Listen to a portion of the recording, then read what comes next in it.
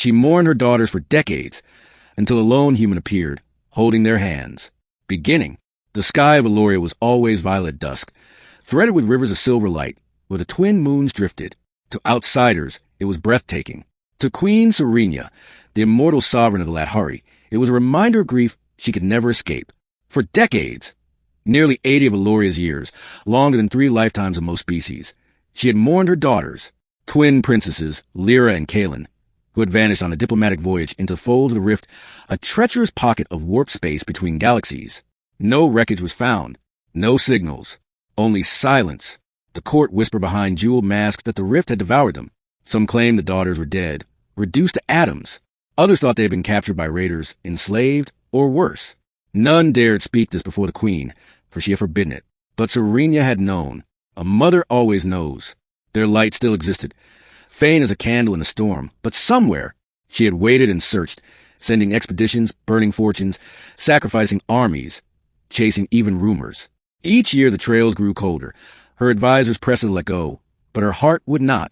So she waited, clad in black mourning silk, every night standing on her balcony beneath the violet skies, whispering to stars that never answered.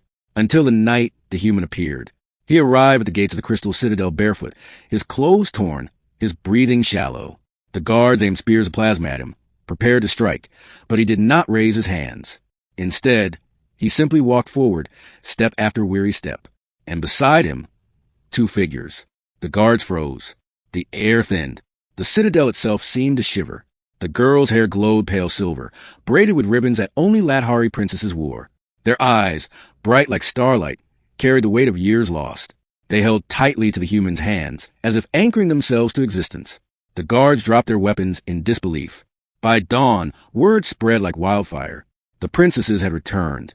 Middle, Queen Serenia did not believe at first. She strode into the hall of arrival with her heart hammering louder than any war drum. There, on the mosaic floor of her ancestors, the human knelt. He was gaunt, scars running across his jaw, his hair matted. Yet his posture was not one of conquest or deceit. It was reverence. And when her daughters saw her, they cried, "Mother!" That single word broke her. Decades of steel restraint shattered as she ran across the hall, gathering them into her arms, sobbing openly as courtiers gasped. Her daughters, alive, real, flesh and breath and tears. But when the storm of reunion subsided, questions burned. "Where were you?" Serenia whispered, her voice trembling. "How are you here? And who is this human?" Lyra, the elder twin, looked at the human with quiet admiration. "This is Kaelrin.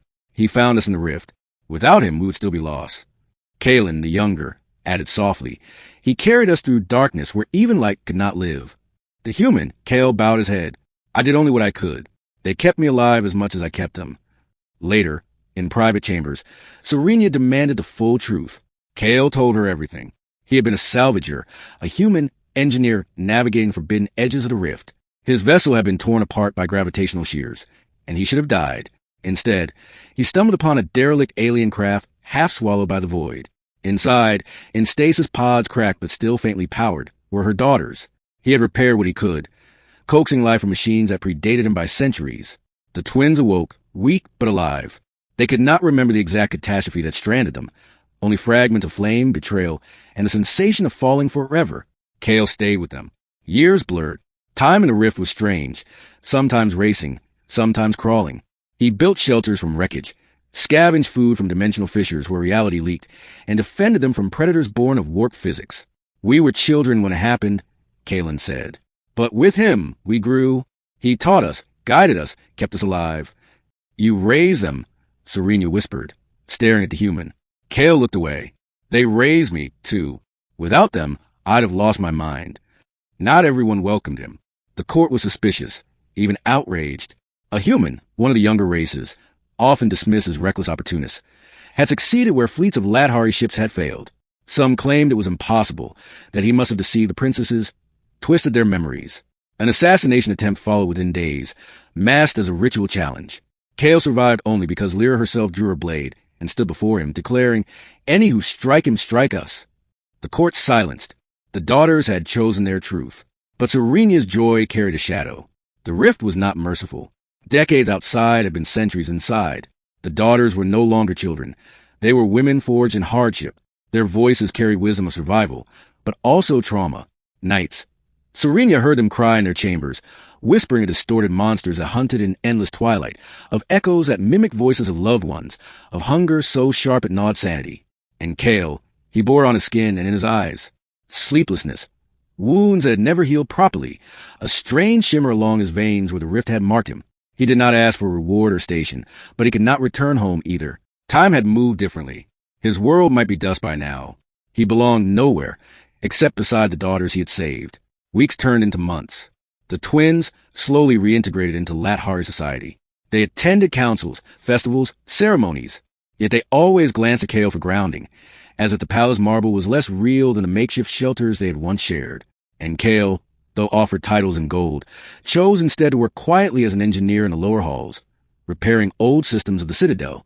The courtiers sneered at him, but when floodgates nearly failed, it was Kale who saved the city from drowning. When plasma conduits overheated, it was Kale who found a flaw the Lathari engineers overlooked. Slowly, respect grew, but darker forces stirred. The rift did not release its prey without cost. Through Kale's veins, strange energy pulsed, sometimes surging when he slept.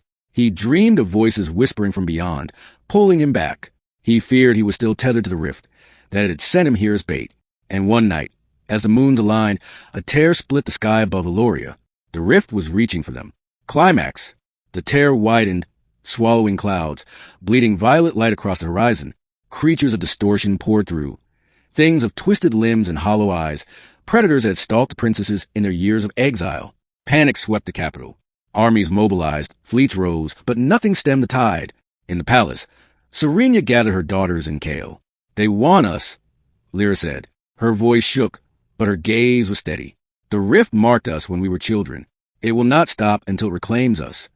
No, Serenia said fiercely, clutching their hands. I just regained you. I will burn the stars before I lose you again. Kale stepped forward. His veins glowed faintly, threads of rift energy crawling under his skin. It's me they're following. I carried the rift out with me. If I go back alone, it may close. Absolutely not, Serenia snapped. But the daughters understood. They knew him. We go together, Kalen whispered. No, Kale said, his voice breaking. I kept you alive all those years just so you could escape it. If you follow me back, everything was for nothing. Serenia's heart tore. Yet, when the rift beast breached the citadel gates, there was no choice. Kale kissed each princess on the forehead like a brother, then turned to the queen. They're your daughters again. Oh, don't let them waste the life they got back. And he walked into the storm. The tear above the sky writhed, lightning crackling as the human entered. His body glowed brighter, burning like a star. The beast shrieked, clawing at him, but he drew them with him into the rift light. Then silence. The sky healed. The rift was gone, ending.